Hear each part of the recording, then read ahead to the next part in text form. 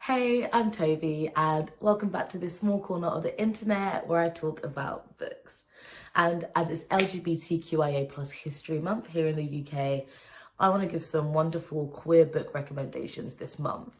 And in today's video, I want to focus on sapphic romances, so female-female romances, female non-binary romances, and in upcoming videos, I'll of course have a more male-focused video, so male-male romances, male non-binary romances, and then also a focus on gender, so transgender, gender fluidity, non-binary, all that wonderful stuff. And I tried to do some colour for this vid because my wardrobe is black like my soul. But my wardrobe is black. I don't do colour like that really, but I was like, I gotta try. So the first book I want to talk about is Things Have Gotten Worse Since We Last Spoke by LaRocca. And whatever you're expecting from this story, just don't. Put the expectations in a box. Put them away, because this is a weird, dark, bizarre novella. And all I will say is strap in tight, because you're going to go on a wild, wild ride. So essentially this book follows these two women that meet online. This is like 2000s, like Y2K, early 2000s vibe. And they fall in love. I do this because if that's love, me, I don't want no part of it. I don't want to know her like at all. But they fall in love and we go from there. I don't really want to say too much more than that because this book is better to go into pretty blind, because as I said, you think you're going to take a right turn. Eric, they say, screw it, we're going left. And you're like, this is where it's going. Interesting. And one of the things I've really loved with this novella is the 2000s like vibe and feel that Eric was able to capture in their novella, because the format is emails or instant messaging or forums, and it was just so nostalgic and wonderful to read a story written in that format. And then also I loved the premise and the concept of there's an ongoing police investigation going on. So the author of this, I don't know if it's an article or whatever it's meant to be called, is collaborating with the police so that they can write this article or this story about this investigation, fictional one of course.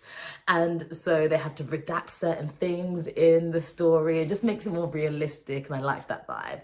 And of course, naive gullible me, when I first was reading it, I was like, oh, so this is a case that's going on. Okay, I can read up on this after. And then when I finished the story, I said, oh, there's no way in hell this is real. I mean, sure, I mean, I'd hope so. Definitely probably would have made top news. So if you just want a quick read, a very bizarre read, got some queerness in it too, this is the book for you. I gave it a 3.5 stars because it was a very, very enjoyable read. Literally flew through it in one sitting.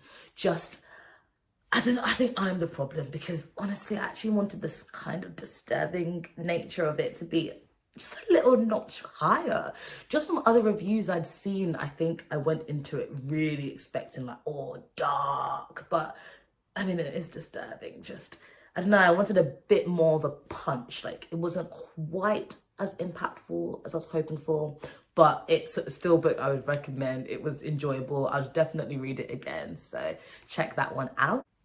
Oh, and of course, because as I said, there are some disturbing things in this book, so I will definitely link the trigger warnings down below in the description box for you to check out. So next I want to talk about Girl, Woman, Other by Bernadine Evaristo. And I think it was 2020 was the year this book really blew up. So I'm sure you've seen this cover or you've heard about this book already. So in this book, we're following 12 Black British people, predominantly women, but we also have one man and also one non-binary person too. And we are following people from Gen Zs to baby boomers. And this novel is just a love song to modern Britain and womanhood, and it's wonderful. So 4 of the women that we follow in this book are either queer or in queer relationships at some point in their life. So one of the women we're following is this creative theatre director who really embraces polyamory, and it's really interesting to delve into her world and how she navigates these relationships, and also the effect and the thoughts that her daughter has about kind of growing up in that environment and seeing, you know, her mom just being free and being herself. Love it. So authentic this woman is. And then another woman that we follow is a transgender woman who is in a relationship with a non-binary person, and they're really given the space and the support to fully embrace their identity. And we also have an entrepreneurial Nigerian widow who ends up at some point being in a relationship with a woman from her church, and that was a very interesting one to read personally.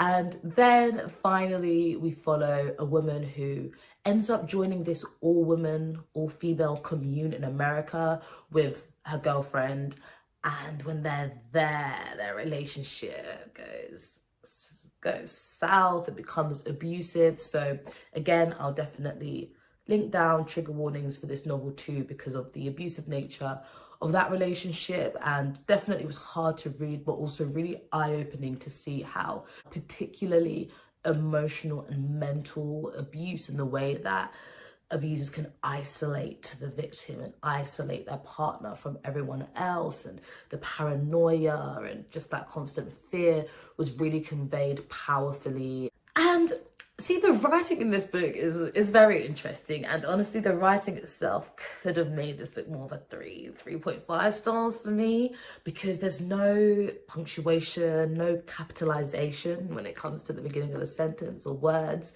And so at first, initially, it felt a bit stilted, a bit jarring to read, but you do get used to that style, and it does almost add to the poetic nature of the book, I would say. What really pushed this to such a solid 4 stars for me was just the focus on intersectionality and the way it was just seamlessly weaved in throughout the entire novel. The intersectional feminism was top tier. Like Bernadine, she knew what she was doing, and I was so here for it. And also the focus on the British experience too, which personally I just absolutely loved. I was like, Britishness, blackness, queerness, hello, me. And personally, I would have preferred it if we focused on less characters. I think if it was 4 or 5 we focused on, oh, this book would have been 5 stars, no doubt about it. It's just that as we kept on being introduced to new people, and by the time we got to the 12th episode, I just was starting to become less connected and invested in the characters. But the ones that did resonate with me, their stories still stay with me. Again, with this book, like the other one I was talking about, at first I thought these were genuine, real stories, real people, and then I found out real quick, like, no, it's fictional. But yeah, this is definitely a book which has, like, I would say, mass appeal. So I think a lot of people would definitely be able to enjoy some of the stories or some of the people that are being focused on or followed in this novel. So next I want to talk about a book that actually made my top books of 2021, and that is In the Dream House by Carmen Maria Machado. And this is a memoir about Carmen's abusive relationship that she was in with a woman, and she uses a very experimental writing style by using different narrative tropes to describe what she experienced during this abusive relationship. So I would definitely again be linking down trigger warnings below for this book as well. And this book is wonderful because she writes in the second person, so it's like she's writing to you, and it makes it such an immersive reading experience, and I think it just adds to that emotional impact and makes it more profound. And as I said, as she writes through these different narrative tropes, it almost gives it a fictional lens when you're looking into this relationship that she was in. And I think what was really, really wonderful and powerful about this book is that it's breaking down the stereotypes of what an abusive relationship looks like, or what society expects it to look like, because people often assume an abuser is going to be either a man, or they're going to be very masculine or butch or have those more masculine qualities to them.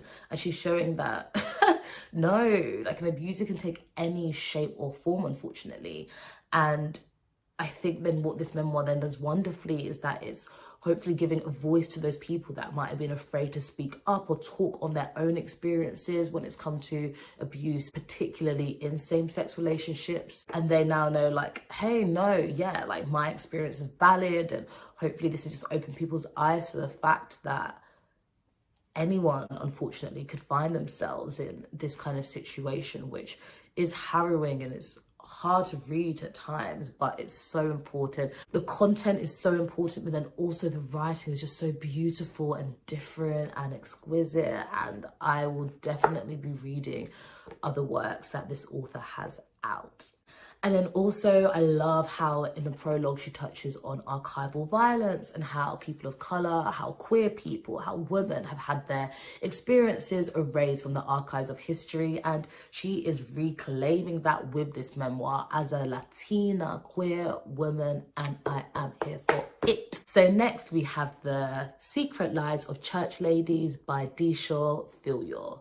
And this is a short story collection. It follows 9 African-American women from different generations, and these are girls ranging from age 14 to women who are in their 40s. What Philyaw does wonderfully is just, she takes off those rose-tinted glasses when she's looking at these good church ladies, and she is just showing them for who they truly are, like not just a member of a congregation, not just a mother or a daughter or a sister or a partner or a lover. No, she shows them as wholly human, as multifaceted people who very much have flaws. I think flaws are really a light is shone on them in this book, but it is wonderful to see that it's not every day that you have to have Black women portrayed as these always, oh, strong and we are superheroes that can do everything. Like, yes, Black women are strong, amazing, wonderful, yeah.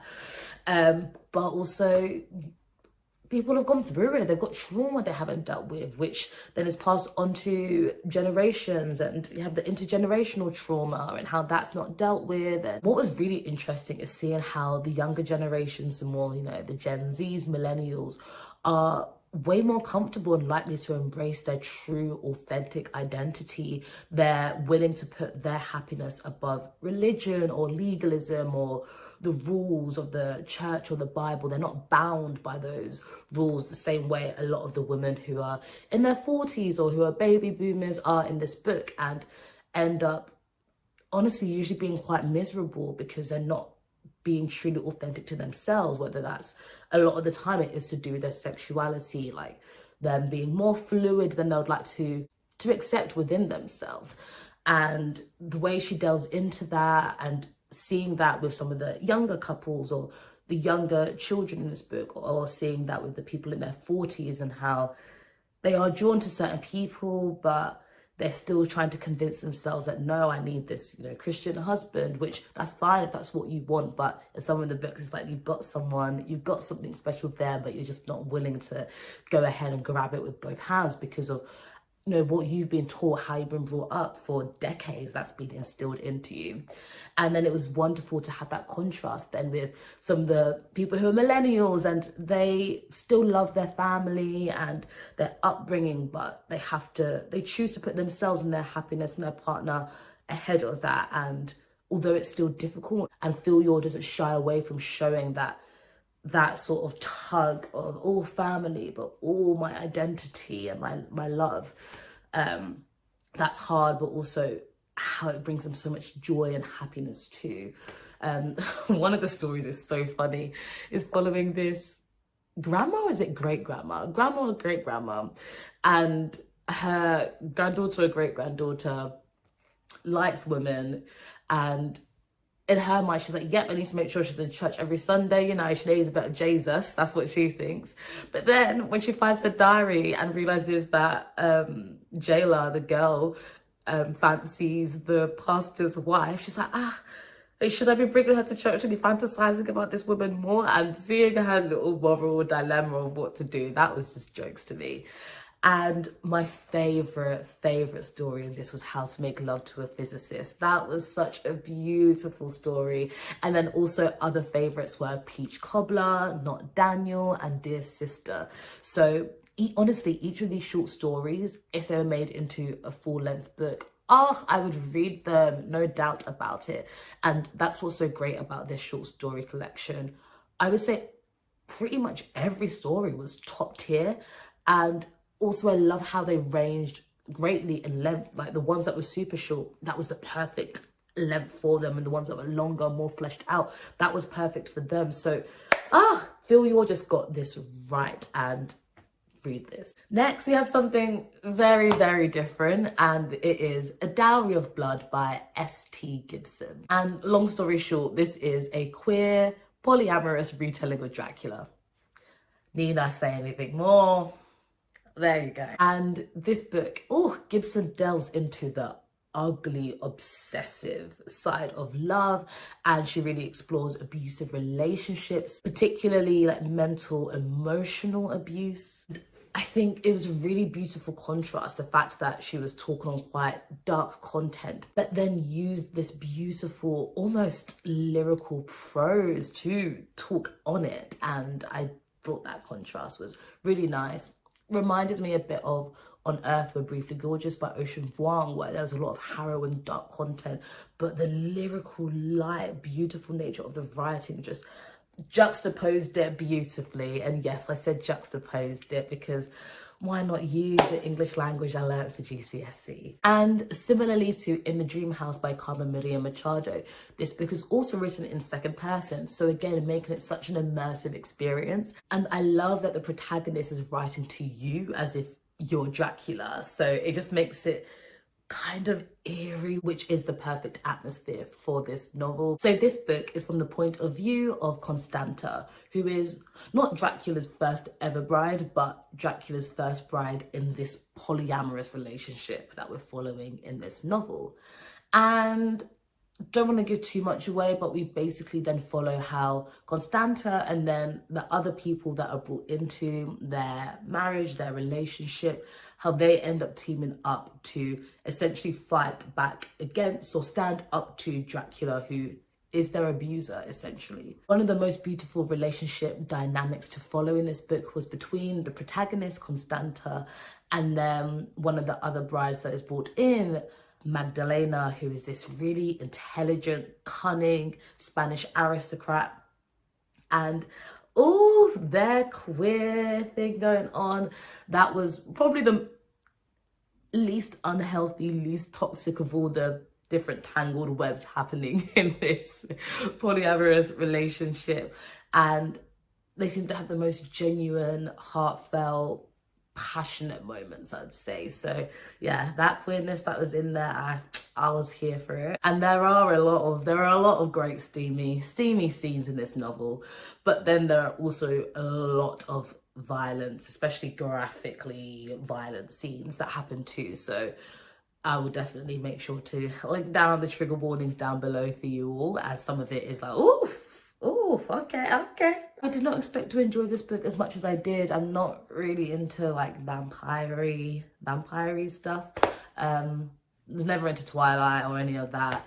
Did enjoy Vampire Diaries up to season 4, but this was a good read. The only thing is that unfortunately the ending did feel a little bit rushed. I just felt like it made the build up to the finale pretty anticlimactic, but the whole eerie gothic atmosphere that was maintained throughout the novel was done so beautifully. So this was still an easy 4 stars, and yeah. And then finally, I want to talk about The 7 Husbands of Evelyn Hugo by Taylor Jenkins Reid. This also made my top books of 2021.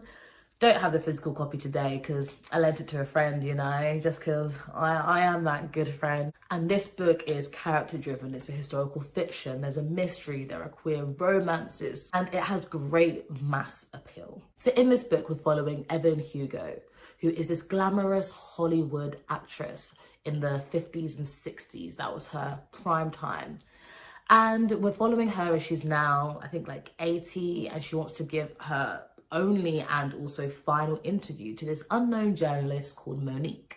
And the interview is told in a series of flashbacks to her life in Hollywood in the 50s, 60s, 70s. And we follow her different marriages, but we also find out who her true love was and who her true love still is. And then there's a mystery element where you find out why she chose Monique specifically to do her interview with and what their connection is. And that was a really good twist, actually. I didn't see that coming and it was done well. And then what was really great is how Taylor Jenkins Reid delves into the LGBTQIA plus community in America in the 50s, 60s, 70s, 80s, that sort of era. And what was really great is that she didn't just touch on homophobia, but also biphobia.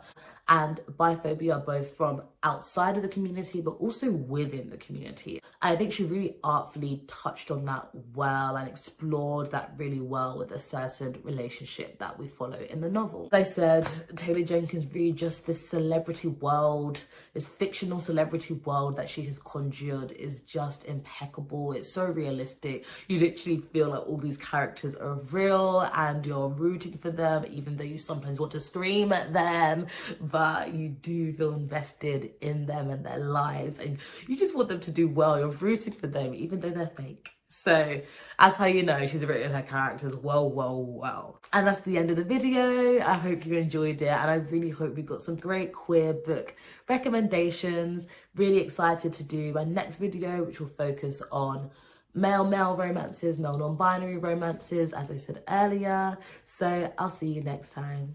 Bye.